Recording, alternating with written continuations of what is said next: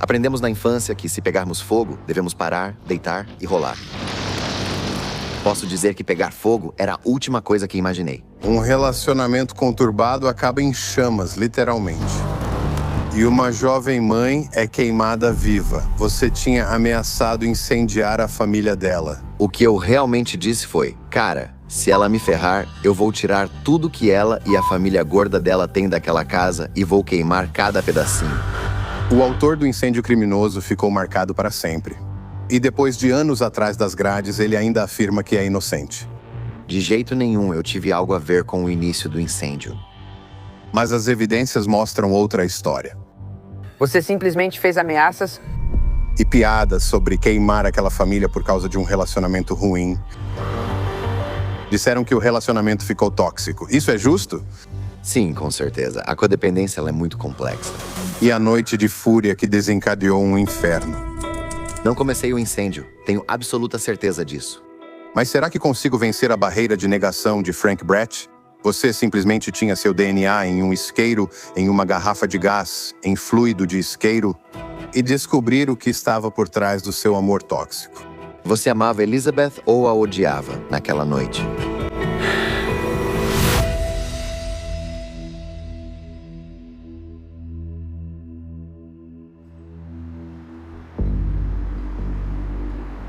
Nas frias margens de Buffalo, Nova York, o relacionamento conturbado de um casal brilhou intensamente até a noite em que se tornou mortal. Esta é uma notícia urgente.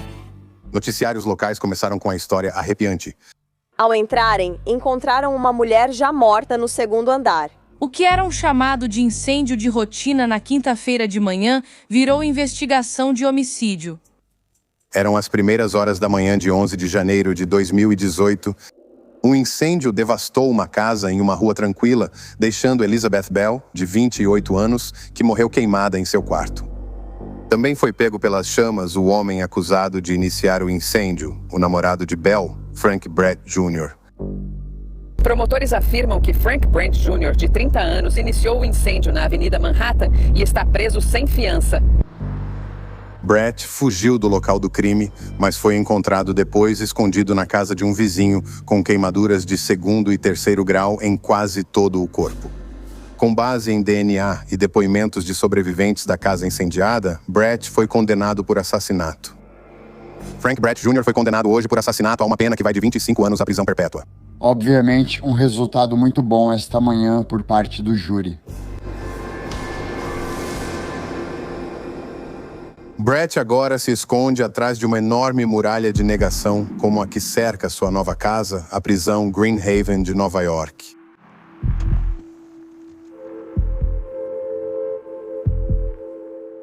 Teste de microfone 1, 2, 3, 4, 5.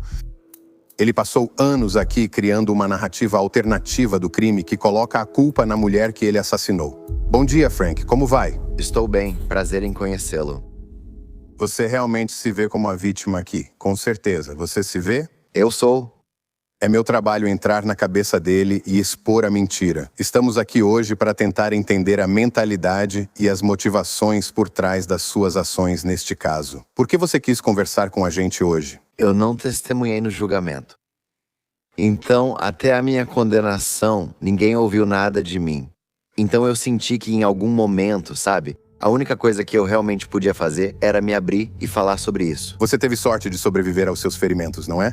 Sim, tenho ferimentos extensos. Atualmente, cerca de 80% do meu corpo é de enxertos de pele.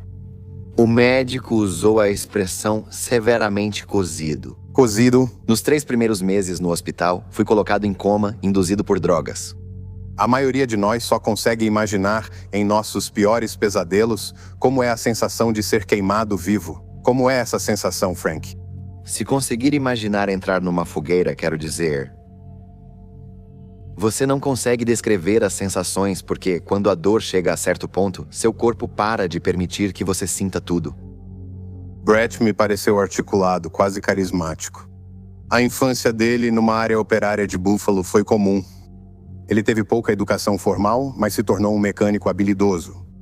Os investigadores acreditam que uma de suas máquinas caseiras serviu de motivo na noite do assassinato, depois que sua namorada ameaçou destruir um bem precioso.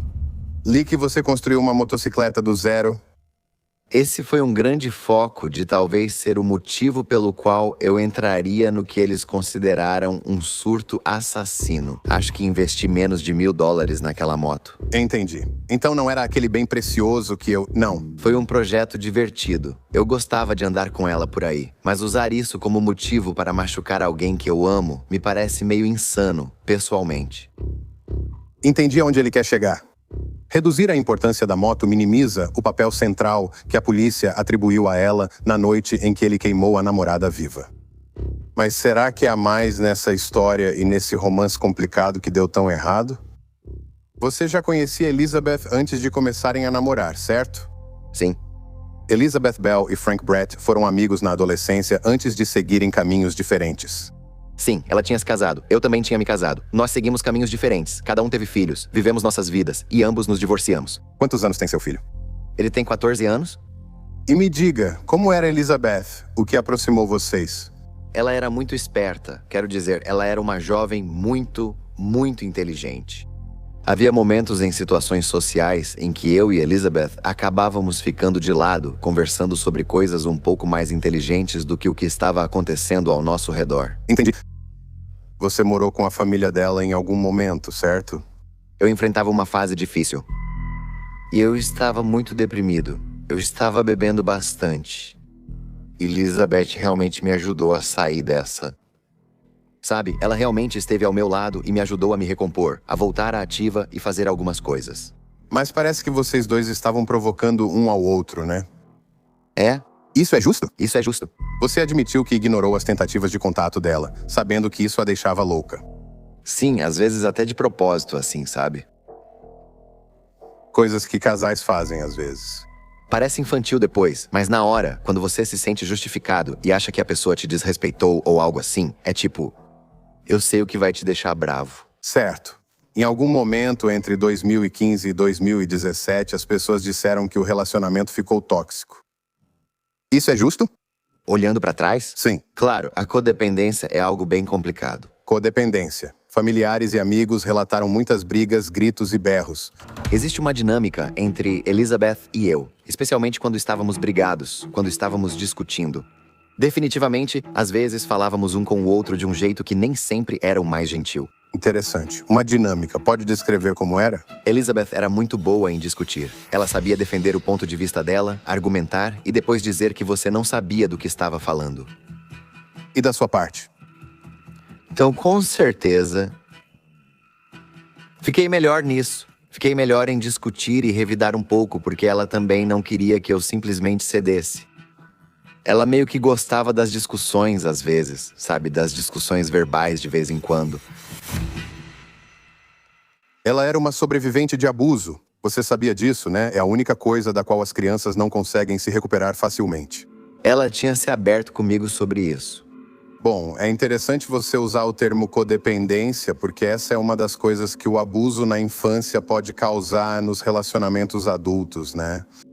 Você acha que ela passou a sentir que o relacionamento de vocês era tóxico, abusivo?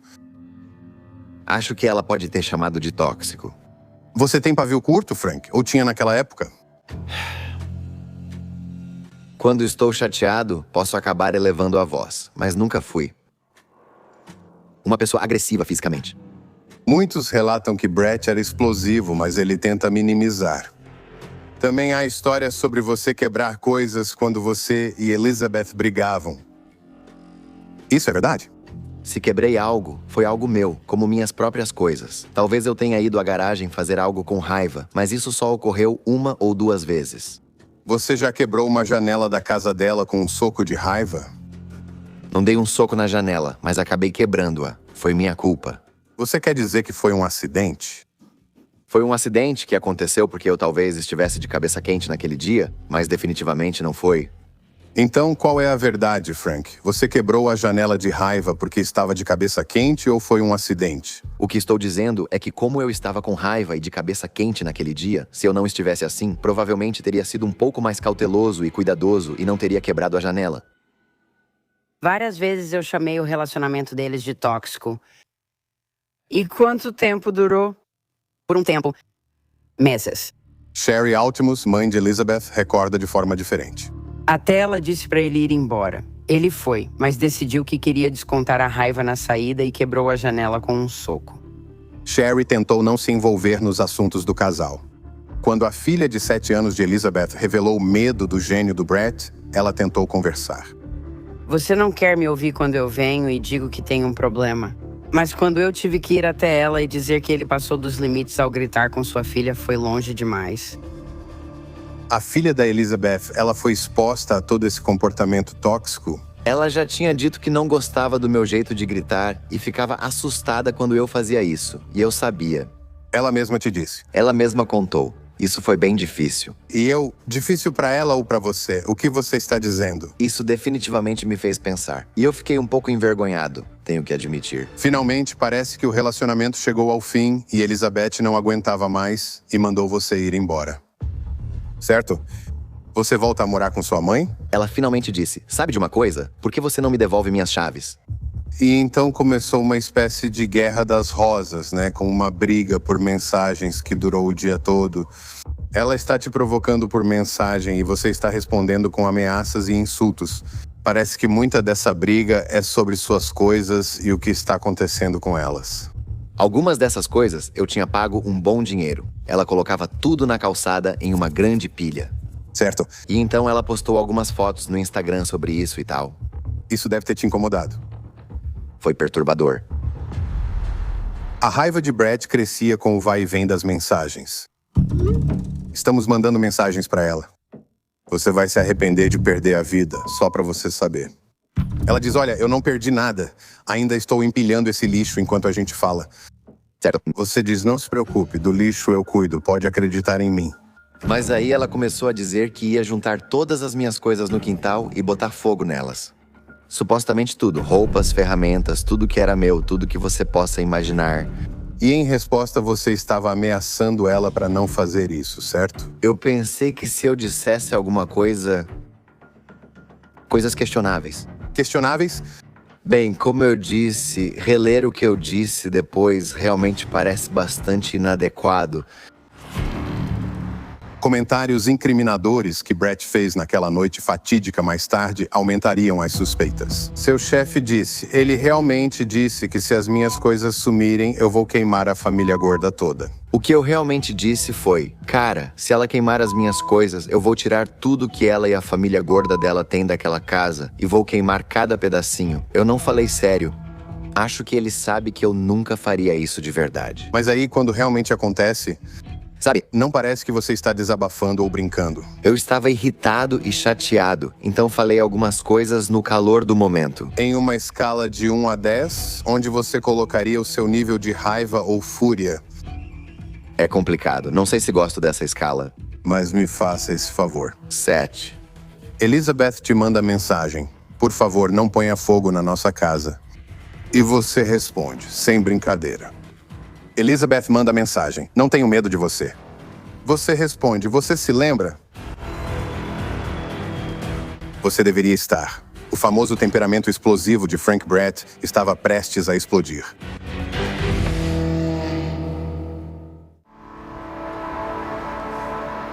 Essa foto da minha filha Elizabeth é a foto favorita dela, porque os olhos dela são incríveis. Os olhos dela eram simplesmente lindos, porque às vezes eram verdes, às vezes dourados, às vezes azuis. Isso dependia do humor dela. Ela fica tão linda nas fotos. Sherry Altmus é a mãe de Elizabeth Bell. Elas viviam juntas em uma casa cheia, com os 2 filhos adultos de Sherry e a filha de 7 anos de Elizabeth.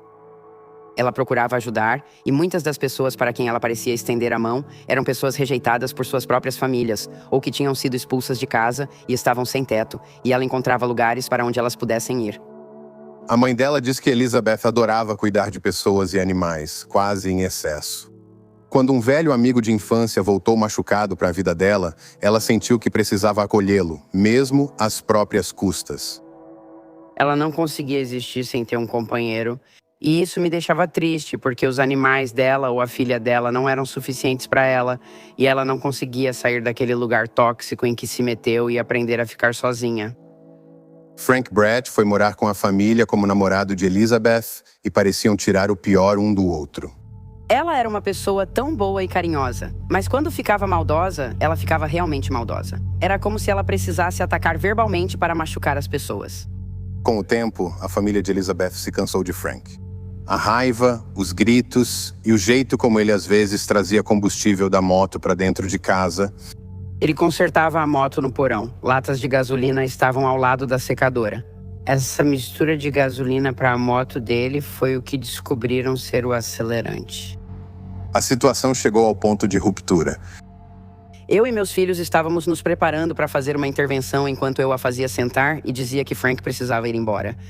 Tinha muitas coisas acontecendo na casa, coisas que ele estava fazendo, que faziam com que ele precisasse ir embora, além do relacionamento deles não estar bem. No dia anterior ao incêndio, Elizabeth decidiu, por conta própria, terminar com Brett e começou a tirar as coisas dele da casa da família. Em um momento, ela tira uma foto da sua moto jogada ao lado de um lixo, na calçada. Isso deve ter te irritado. Eu não diria que isso não me incomodou. Seu nível de raiva foi aumentando conforme a noite avançava? Você está na casa da sua mãe cheio de raiva? Se fosse para nomear, seria frustração.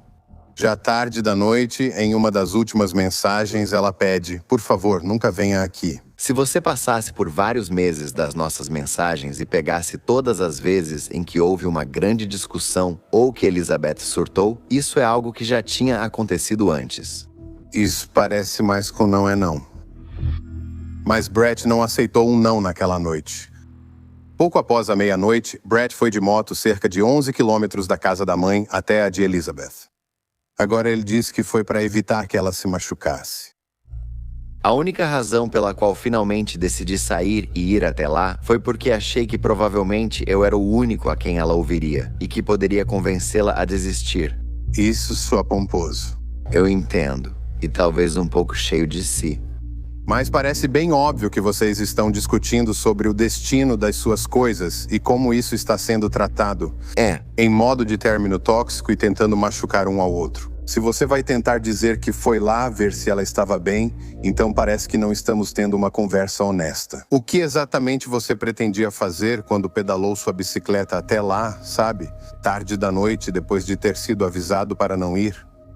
Minha prioridade era entender a situação, ver o que acontecia lá fora, onde estavam minhas coisas e onde ela estava. Você estava principalmente preocupado com as coisas. Não era minha principal preocupação, mas queria ver o que acontecia. Sinto que Brett muda sua versão cada vez mais conforme nos aproximamos da noite do assassinato.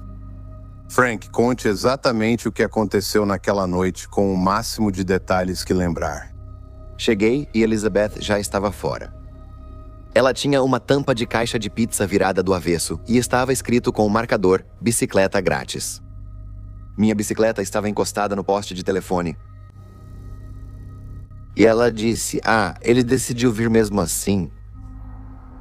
Curiosamente, nossa conversa inicial não estávamos gritando e nem foi tão acalorada. Sério? Depois de um dia inteiro brigando pra lá e pra cá? Por que você não foi embora tranquilo por saber que ela estava segura? Sabe, não posso te dizer quantas vezes eu pensei sobre isso. Quantas vezes eu me perguntei, cara, ela estava bem.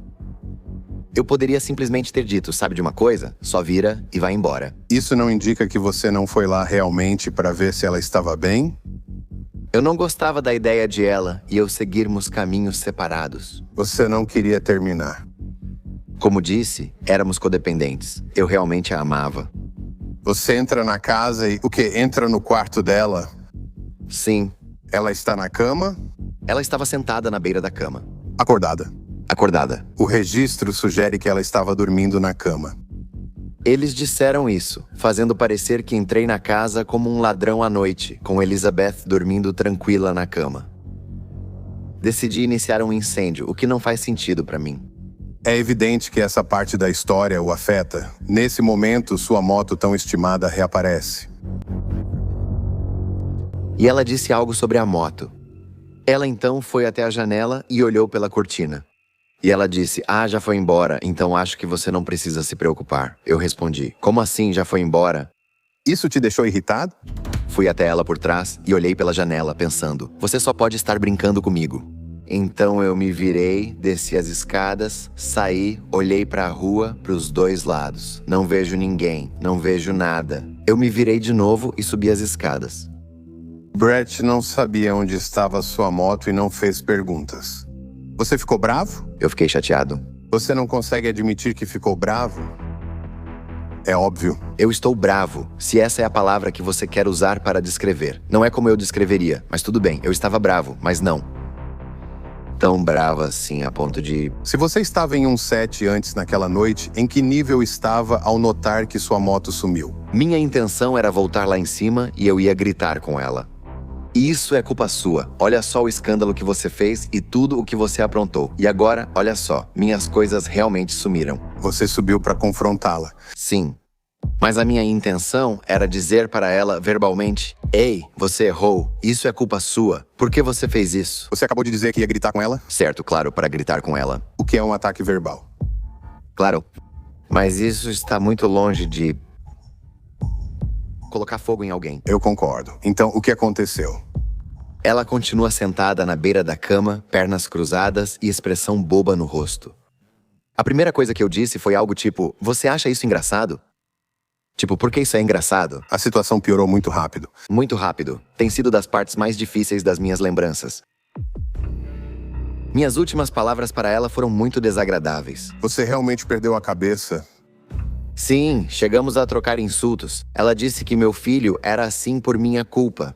E isso realmente me deixou muito irritado por dentro. Isso realmente me abalou. Então agora você está em que número na escala? De 7, você subiu para quanto? Então, aquele 7 era de antes. Naquele momento, eu já tinha baixado bastante. Mas quando ela disse isso, na minha cabeça, tudo o que eu pensava era: qual é a coisa mais dolorosa que eu posso dizer de volta para você? Para te atingir do jeito que você acabou de me atingir, porque aquilo foi um soco no estômago. Parece que você explodiu. Agora está no nível 10. Eu cheguei bem perto. E eu disse: sabe de uma coisa? Então provavelmente a culpa é sua. Eu não usei as mesmas palavras, mas disse: a culpa do abuso é sua. Fui mais explícito. Mas foi isso. O que você disse, Frank? Eu fui mais específico. O que exatamente você disse, Frank? Eu disse: talvez seja por isso que fulano estava te fudendo nos...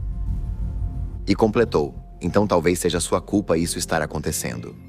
O abuso sexual que ela sofreu na infância não estava fora dos limites, Frank. O que você acha que isso nos diz sobre seu estado mental? Tem sido muita coisa. É nojento. Foi algo realmente perverso, baixo e sujo de se dizer e fazer, com certeza. Isso não sugere que você estava fora de si? E na minha cabeça eu pensei: é isso. Dessa vez eu venço. Então eu me virei e achei que ia simplesmente sair de cena, tipo: haha, te peguei. Como ela reagiu ao que você disse? Eu vi os olhos dela. Ela não disse nada. Quero dizer, os olhos dela ficaram imediatamente arregalados, as pupilas dilatadas. Tipo, eu simplesmente vi ela ficar como se ela não acreditasse que eu diria aquilo, e eu me virei para tentar sair. Dei 1,5 passos antes de ela me atingir atrás da cabeça. É um objeto pesado. Depois, ela me acertou mais vezes. E a próxima coisa de que me lembro, eu estava deitado no chão, piscando os olhos. Por que está tão claro aqui? E então eu senti a dor. O começo da sensação de queimadura. Você está dizendo que ela te deixou inconsciente e que, portanto, você não consegue se lembrar de como o fogo começou? Você chegou a ver o fogo começar de verdade? Eu não sei. Agora, Brett não só está negando qualquer lembrança de como o incêndio começou, mas também está, implicitamente, colocando a culpa em Elizabeth. O que ele lembra beneficia seus próprios interesses. Então, quando eu acordei, a porta da filha dela e a porta dela estavam fechadas. E quando eu vi isso, me deu um aperto no coração. Tipo, eu só conseguia pensar: meu Deus, o bebê, sabe? Eu andei uns 3, 4 metros antes de me virar. Tudo o que eu conseguia ver era fogo. Sério, eu não conseguia distinguir nenhum dos móveis nem das estruturas que eu sei que estão lá dentro. Você ainda está pegando fogo, de certa forma. Então eu corri direto pela porta. Eu nem tentei usar a maçaneta. Eu simplesmente, literalmente, arrombei a porta. Quando a porta se abre, está totalmente escuro. O fogo ainda não passou pela parede. Então imediatamente já está um pouco, exceto por você, exceto por mim, certo? Então nesse momento eu era o único em chamas. Certo. Sinceramente não pensei nisso na hora. Arrombei a porta, tudo estava escuro e a filha dela ainda dormia. Eu a carreguei até o fim da escada. E eu disse, escuta, vai para o quarto da vovó. Peça para ela ligar pro 911 e fique com a vovó, não saia do lado dela. Parece heróico. Esse tempo todo você ainda está pegando fogo. De certa forma, Você disse que quando me levantei num salto, percebi que estava pegando fogo em todo lugar. Deixa eu te explicar isso, certo? Como e por que, se você estava com o corpo todo em chamas, você pegaria uma criança, a enrolaria em um cobertor e a carregaria escada abaixo sem colocá-la em chamas também, certo? Isso não faz sentido. O juiz do caso afirmou que, na verdade, os pés da filha foram queimados quando ela passou por cima da mãe morrendo para chegar em segurança. Isso confirma o que outros testemunhos relataram lá. tenho absoluta certeza de que não foi assim que os pés dela foram queimados. Talvez ela tenha tentado subir as escadas novamente. E você disse que ficou inconsciente por... A ignição. do início do incêndio. Que conveniente. É conveniente para você negar que se lembra desse momento específico, não é? Seria muito mais fácil se eu lembrasse, tipo, isso e aquilo aconteceu. Mas levar uma pancada na parte de trás da cabeça nunca foi mencionado no tribunal. Agora parece algo que você passou a dizer só depois do ocorrido. Meu advogado insistiu que, para o tribunal, o que importava era que uma jovem havia morrido. Se eu disser que a culpa foi dela, eles vão me destruir. Quando Brett desceu as escadas naquela noite, o irmão de Elizabeth, Nick, o viu, envolto em chamas e sozinho. Você se lembra do que disse para Nick no pé da escada, depois que você pediu ajuda e ele jogou água de lavar louça em você? Eu estava dizendo para ele, joga água em mim, joga água em mim. Você lembra de dizer a Nick que precisamos salvar sua irmã? Você lembra? A família de Elizabeth resgatou Brett das chamas, mesmo quando ele a deixou queimar nelas. Mas você não tentou salvá-la, tentou?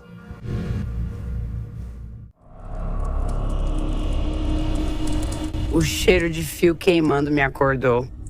Senti cheiro de fio queimado e ouvi meu filho bater na porta avisando que a casa pegava fogo. Isso me acordou totalmente.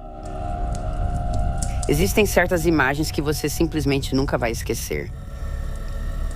A fumaça estava no corredor e quando cheguei na cozinha, Frank estava no chão gritando que ele viu. Eu estou pegando fogo, eu estou pegando fogo, eu estou pegando fogo. Meu segundo filho mais velho tentou subir as escadas, mas logo foi sufocada. Não, e tem que sair. Ninguém sabe o que fazer primeiro. Alguém chamou os bombeiros? Estamos tentando salvar as pessoas. Brett fugiu do quarto no andar de cima onde começou o incêndio, deixando sua namorada queimar. Na minha cabeça, tudo o que eu penso é, apesar de tudo o que acabou de acontecer, alguém que eu amo está em perigo. Agora ele afirma que tentou um resgate ousado, mesmo com 80% do próprio corpo gravemente queimado. Sério? Agora você me disse que quando saiu daquela sala, não dava mais para entrar nela por causa do fogo. Então agora você está dizendo que ia subir e enfrentar o fogo, que naquela altura devia estar ainda pior. Não estou dizendo que foi racional ou inteligente de qualquer forma. Eu só, na minha cabeça, estava pensando... Parece heróico, mas sinceramente também impossível. Do jeito que você conta, você se coloca tanto como vítima quanto como herói. Sabe, sou o tipo de pessoa que preferiria morrer lutando pra, ajudar alguém que eu amo do que simplesmente falar. É mesmo? Porque depois que você disse que precisávamos salvar sua irmã e o Nick tentou fazer isso, você saiu correndo da casa. Saiu correndo? Você não fez mais nenhum esforço para ajudar Elizabeth. Na verdade, você fugiu do local. Quando os bombeiros chegaram, tudo o que eu fazia era ficar ali. Porque estávamos sentados do outro lado da rua, meus filhos, minha neta e o cachorro, todos sentados do outro lado da rua. E eu ficava dizendo para eles que havia mais alguém que eles precisavam encontrar. É o namorado dela. Brett tinha saído correndo de casa, fugindo do local e invadindo outra casa para se esconder. Foi como a maior descarga de adrenalina que já senti. Quero dizer, não sei se foi só o choque de quente para frio ou o que foi. Você lembra de atravessar vários quintais antes de entrar na casa de um estranho? Minha memória desse período é como um slideshow. São como flashes. Eu me lembro daquela parte inicial, trazendo isso à tona. Eu me lembro de ter me encostado em uma garagem em certo momento e pensado, tipo, o que está acontecendo? Mas todas essas memórias são um pouco desconexas. Então, há lacunas na sua memória. Quando eu estava correndo, as coisas começaram a ficar estranhas. O dono da casa falou que você entrou rastejando pela janela da filha dele. Eu sei que disseram isso, mas se você visse as fotos, veria que não havia sangue na moldura da janela. É verdade que você se escondeu no armário da casa do homem? Então o homem disse que eu estava agachado no chão dizendo coisas estranhas. Talvez isso seja, você sabe, mais falhas na sua memória, mas de acordo com o dono da casa, ele te encontrou escondido em um armário na casa dele. E quando ele te confronta, certo, enquanto a polícia está, você sabe, procurando, você diz, shh, aqueles caras estão lá fora. Ele entendeu como referência à polícia que te procurava. Certo. Desde o começo disso. Este homem não tem motivo para mentir. Entendido. E você admite ter lapsos de memória nesse período? Desse período, absolutamente. Você lembra o que disse a polícia quando te encontraram? Eles me algemaram e colocaram nos degraus imediatamente. E agora, no começo, eu, ainda estou desorientado e nem tenho certeza do que está acontecendo, do que está rolando.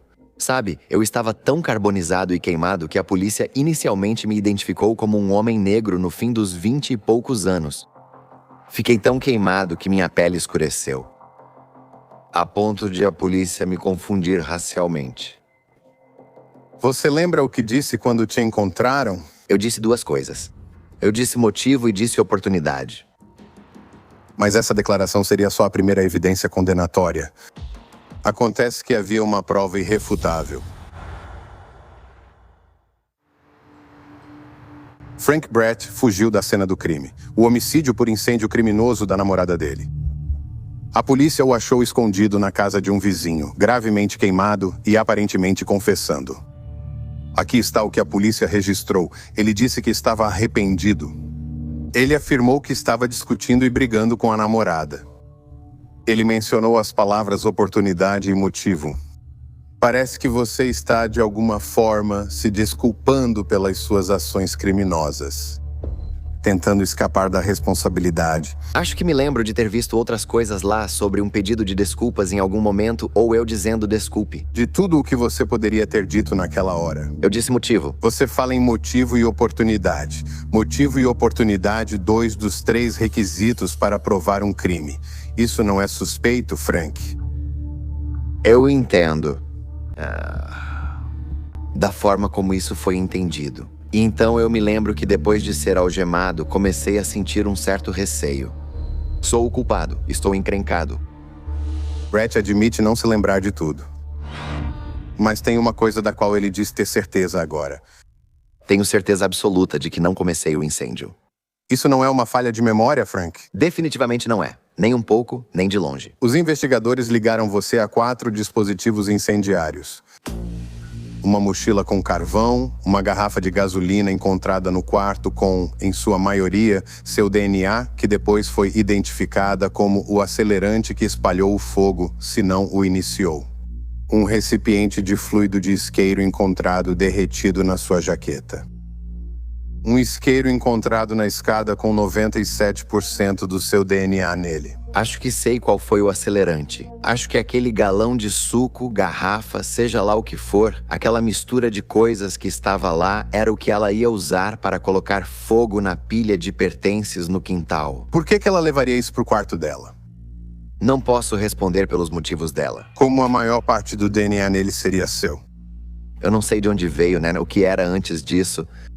Aquilo poderia ter sido uma jarra que eu usava para água no trabalho, que estava vazia no quintal, e então ela colocou a mistura lá dentro. Então pode ter muito do meu DNA ali, eu não sei. Mas como eu posso provar isso?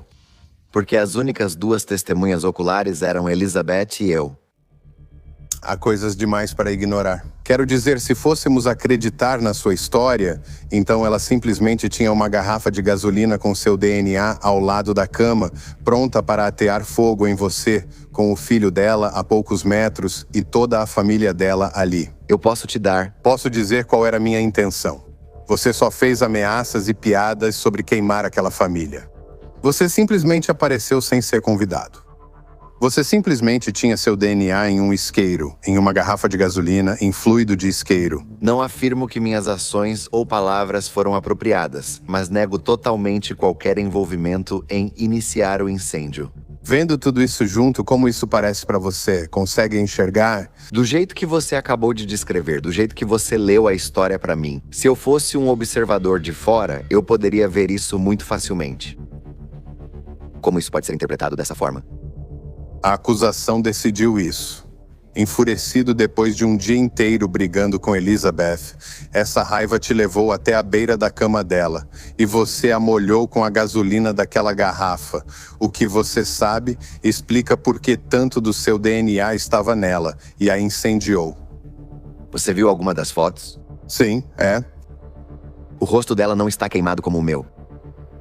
E se eu fosse acompanhar a história deles do começo ao fim, não vejo como você pode conciliar as duas. Ela morreu e você está aqui. Bem, Deixe-me te perguntar uma coisa, Frank. A maioria de nós só consegue imaginar, em nossos piores pesadelos, a morte dolorosa que ela sofreu. Mas você pode. na verdade, mais do que isso. Como você imagina que foram os últimos momentos de vida dela? Essa mulher que você diz que amou e ainda ama? Nunca desejaria isso nem aos meus piores inimigos. E o fato de que... não importa o que aconteça, preciso lembrar todos os dias que amei essa pessoa. Os últimos momentos dela tiveram que ser desse tipo de... dor excruciante. Depois... alguém que, pelo que eu sei e entendo, ela me amava. Então, alguém que você ama diz a coisa mais desagradável e desprezível possível para você. E aqui está você, ainda culpando ela implicitamente. Enquanto se faz de vítima, porque ou você começou o incêndio ou ela começou. Então qual dos dois foi?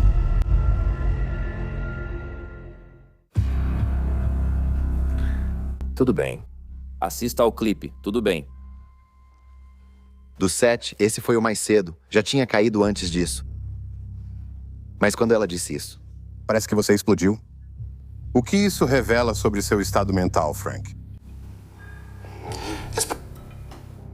Ele é durão. Ele não quer ouvir besteira.